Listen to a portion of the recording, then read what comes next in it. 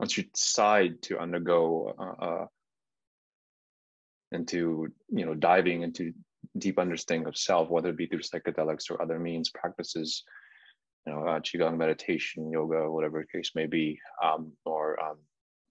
then yeah, you begin to change. And I think that what happens is there is an unveiling of, whoa, it's kind of like Adam and Eve, where the scales fall from the eye and you're kind of like, whoa, oh shoot.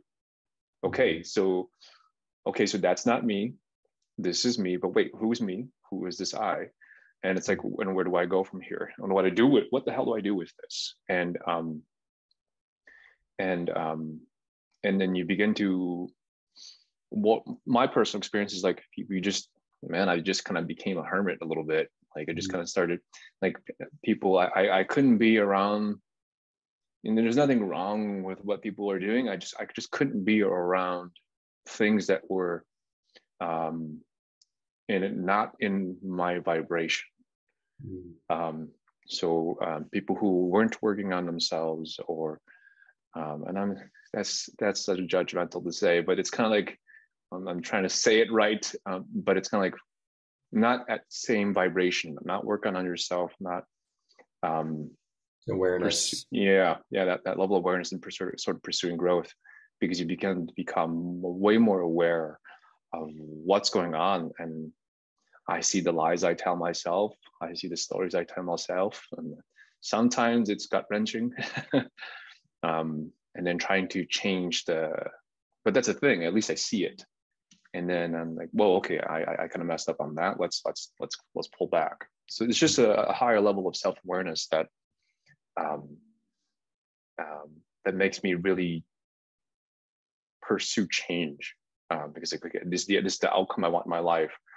Okay, well, if that's the case, then these identities or the aspects, these behaviors, these belief systems that I have about myself or about the world need to change in order for me to have this outcome. And it's just like every day observing those belief systems pop up, plucking them away, and then bringing in the new belief system to say, no, I want this. This is the outcome I want.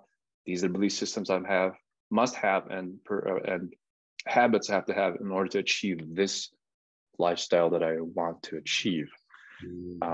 So it's a daily process. And then as soon as I start to get to a place where, like, all right, I'm almost there, and then all these old identities start to and habits start to come back up and creep up. And so it never ends. It never ends. And so I shut those guys up with cold showers and first thing in the morning, and just kind of like things I do to kind of shake myself out of it, or give myself acupuncture to stop those patterns that bring, I think I talked about it, and you probably hear me talk about it all the time, which sounds like there's an ideal version of self, and then that I'm trying to aim for. And then every time I get closer to my ideal sense of self, these older ideals, these older identities start to kind of come back up to pull this version of me down.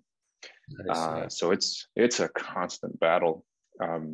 Yeah, and I even think that is the nature of why we exist here in these bodies in the first place, is to kind of initially forget what is that higher self, the God, the source, whatever, coming from that into these bodies. It's this illusion that we're separate, that we're singular, that we're just one perspective, two eyeballs seeing outside of a head. And then throughout our lives, we get these little glimpses. Oh, maybe there's something more. Maybe it's bigger. And then more and more we start to see, oh my God, okay.